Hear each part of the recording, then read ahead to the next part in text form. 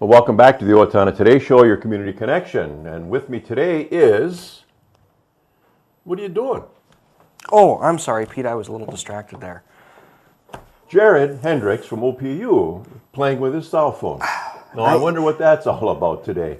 Well, I suppose you're going to tell us. I am. And it's funny because you see your cell phones. In fact, on my way here today, I saw a gentleman riding bike or attempting to ride bike and texting on his cell phone. And that's as difficult as it is driving. Yeah. I'm pretty sure we're not supposed to do that. In fact, I'm pretty sure that's illegal now. Could I just make a butt-in comment? Sure. He is not riding his bicycle. He should be driving his bicycle. You're right. Yes, you're right. Driving a motor vehicle. You're right. You're very true there. So distracted driving. So one of the things that Owatonna Public Utilities is doing here in May is kind of raising some awareness to distracted driving as well. And we're not the only ones doing this. There's a number of businesses in town. In fact, if you look through our newsletter this month, you'll see that distracted driving happens to be our highlight for the month, and safety in general. Sure. And in the middle piece is some information about the Federated Insurance Distracted Driving Campaign, and some great information in there. One of the things they talk about is the length of time it takes while you're driving 50 miles an hour or 55 miles an hour to send one text. You've driven about 100 yards, a football field, without looking at the road. Right. A lot can happen in that time. Right. It could be a deer, it could be another vehicle, it could be you swerving and not knowing it. All sorts of things can happen in that period of time that can cause a very dangerous situation. Yeah. So whether it's a cell phone, and we blame cell phones a lot, and I don't want to blame cell phones. Yeah. I think distracted driving always existed. It's just much more prevalent, and I think it's just a little bit more. But it's eating. If you're eating and being distracted from that. I remember before cell phones were popular, I saw newspapers on steering wheels. Mm-hmm. So we've always had distracted driving. It's just definitely much more common now. Sure. And I think cell phones just raise more awareness to that. And let's talk about it. Let's not ignore the situation. Let's talk about it. And, as a utility, we're concerned about distracted driving, not just because of us as individuals or our employees making it home because they're driving, but making it home because of work as well. If you're driving through town and texting and distracted, or reading something else, or eating and distracted, what could happen? Could you potentially hit a parked vehicle? Is that parked vehicle one of our utility vehicles? Well, we're trying to work on something. Could that injure one of our employees? So it's not just safety on the road for that person. It's safety on the road for everybody around them as well. Sure.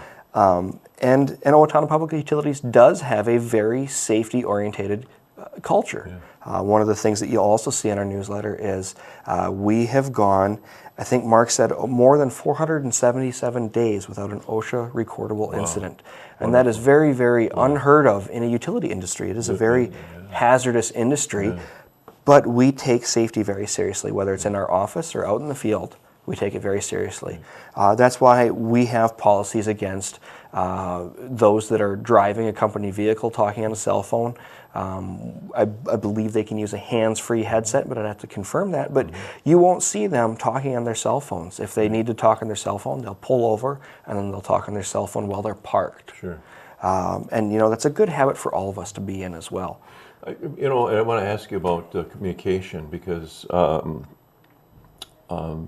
let's say the worker, OPU worker in the truck, in the vehicle, he's on his way, or she, as the case is, somewhere, and someone needs to tell them something. Okay, so it may not be through the. By the way, does OPU provide mobile phones to employees? That's those that need them. Those that need them. Okay. That's really a different topic. So if I'm in the truck, I've got the yellow helmet on, all right, and you need to tell me something. That I need to leave where I am to go somewhere else. Yep. How am I going to know that? We do have radios in the vehicles. Okay. So we do have radios in the vehicles, as well as they all carry a radio in their belt as well. Right. So that keeps them in communication. We utilize that not just from going from this location to this location, but here's an example. Electricity obviously is very potentially hazardous. And if they're doing some work on the lines, they need to know if this step has been done before they can do this step. So that radio provides that communication as well. Then. So let's talk about the rules, if you will, the policy with respect to the radio. Because, you know, in a way, the radio is not a lot different than the mobile phone in terms of what it's there for. You know, there have been a number of studies, and I didn't come prepared to quote one of those studies, but there have been a number of studies that the differences between radios and cell phones, because that's been a discussion as well. You know, you see truck drivers have radios, and oftentimes fleet vehicles like Owatonna Public Utilities have radios. And what they have found is the difference in communication type is less distracting. It's more just informational. It's not full conversations, and you're not as engaged with the. If you're talking on your phone, you're like this, and you can't move as well. Right. But if you talk on a radio, it's not as hindering to the driving. Right. I don't have the policy in front of me right now to know if it's prohibited or not, but it is, again, radios are used for those safety things, so that is a needed communication, and there have been studies to show that it's not as distracting, not like talking on a cell phone. And so, you know, one can assume, and I think because, you know, you have such a fine recordable record, non-recordable record as it is, that in safety meetings and such, these are the kinds of things that are covered. Absolutely. You know, as well as, you know, let's not go up and get ourselves electrocuted, guys. Absolutely. I mean, that's, you know, that would be prime, but it seems as if the sort of the almost second level things, like using a phone or a radio, can get us into more trouble than, you know, doing something unfortunate with you know, high-powered. Right. You know, and interesting that you brought up safety meetings, because we do have all-company safety meetings, and not only do we talk about potential work hazards, we frequently talk about things that happen at home. Our safety coordinator has talked a number of times about using chainsaws, proper use of ladders. You know, we remember these things at work because we have policies around them. There's OSHA to help remind us these things, but what are we doing at home? And part of that safety culture for Owatonna Public Utilities isn't just leave it at the door when you leave work, but it's take it home with you as well. Making sure that you're not standing on the top rung of the ladder where you're not supposed to be. Making sure that you get down from the ladder and move it instead of leaning way over to the side. Exactly. And different things like that to make sure that it sticks with you day in and day out, whether you're at work or at home. A lost time accident suffered at home is a lost time accident anyway. Absolutely. And we don't have you at work.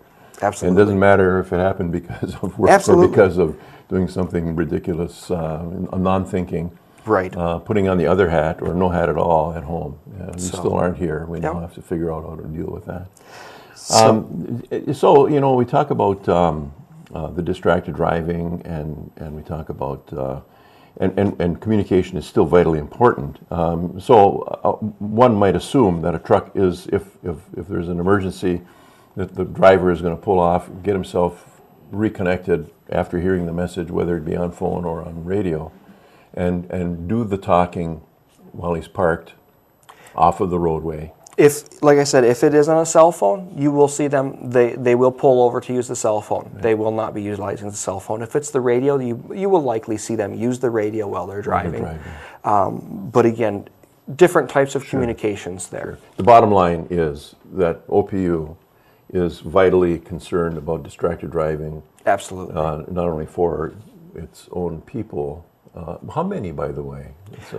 We have, I think, about 55 to 56 employees right now. Not only for 55 or 56 employees, but for the greater Owatonna community. And not just Owatonna.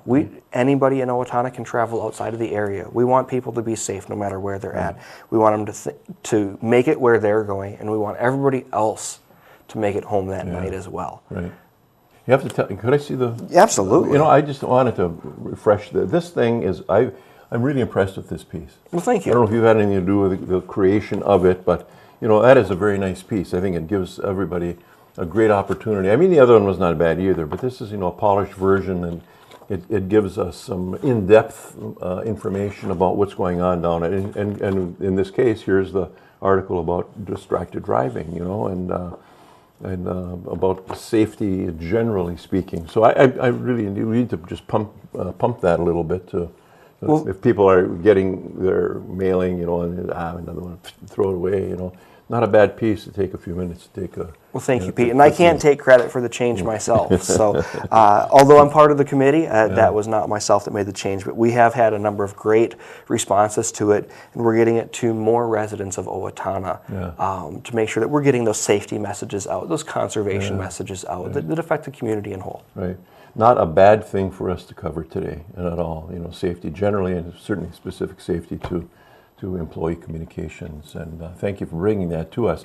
Some things that I didn't expect we were going to talk about. I'm glad we did. We like to bring something different every time. Yeah, you did. And of course, your opening was just perfect. It was just perfect. Thanks for being here. Thank you, Pete, for having me. See you next time. See you next time. Okay, Jared. Great. Thank you for being here today as well. We're going to take a pause, and then we'll be back with Pat Jorgensen, Connie Elmore, and my friend, going to be my new friend, Buddy, to talk about Pet Adoption Day. So please stay with us. We'll be back after a word from our sponsors.